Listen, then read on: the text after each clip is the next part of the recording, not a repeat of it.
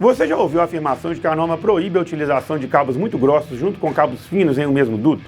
Será que é verdade? Quer saber a resposta? Então se liga! Todos os fatores de correção para cálculos de condutores contidos na NBR 5410 seguem alguns critérios para serem determinados. Já mostramos aqui no canal a precisão desses fatores na prática ao medir a temperatura de um condutor em certas condições seguindo algumas tabelas da NBR 5410. Se você ainda não viu esse vídeo, eu vou deixar um card aqui na tela. O fato é que, em todas as tabelas de fatores de correção dadas pela norma, os condutores são considerados semelhantes, ou seja, a norma assume que eles possuem a mesma temperatura máxima para serviço contínuo e que estão uniformemente carregados com correntes de projeto que resultam em seções nominais dentro de um intervalo de 3 seções normalizadas consecutivas, por exemplo, 4, 6 e 10 mm².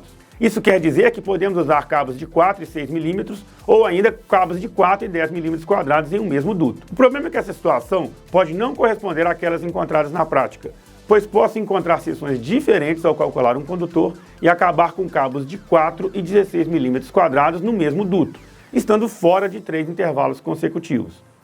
Levando em consideração esse exemplo, é praticamente impossível para a norma criar tabelas com valores de correção válidos para qualquer combinação possível de condutores, pois as possibilidades seriam enormes. Uma possibilidade informada pela própria NBR 5410 seria calcular os cabos caso a caso utilizando a NBR 11301.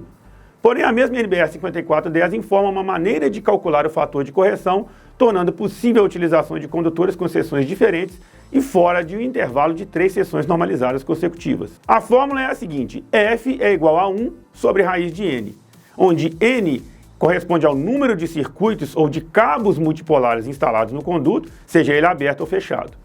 É importante mencionar que o fator de correção F calculado desse modo substitui completamente qualquer outro fator obtido nas tabelas. Como indicado na nota de 62555, a expressão está a favor da segurança e reduz os perigos de sobrecarga sobre os cabos de menor seção nominal, mas pode resultar num superdimensionamento dos cabos de seção mais elevada. Vamos ver como ficaria essa situação em um cálculo? Se eu tenho 4 circuitos em um eletroduto, sendo 3 com seção de 2,5 mm² e 1 com seção de 4 mm² PVC 70 graus, com 2 condutores carregados por circuito, o fator de agrupamento seria 0,65 segundo a tabela 42, de acordo com o método de instalação B1, condutores em eletroduto de seção circular embutida em alvenaria, e teríamos, de acordo com a tabela 36, 24 amperes para o condutor de 2,5 mm².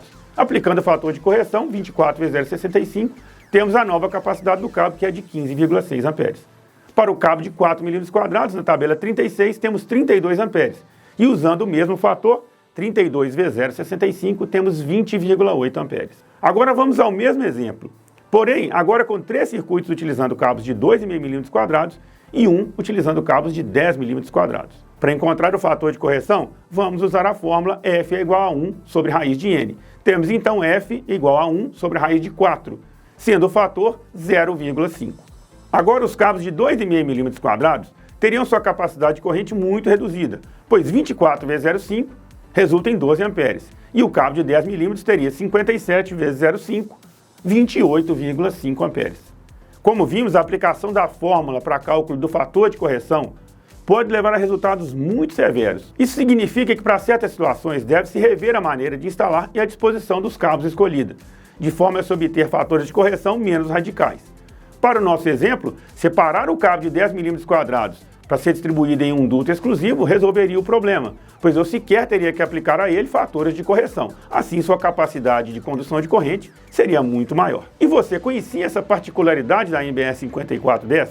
Quer ver mais conteúdos como este no canal? Então se inscreva, deixe seu like e compartilhe esse vídeo. Siga a Eletricity também nas redes sociais, Facebook e Instagram. Até a próxima!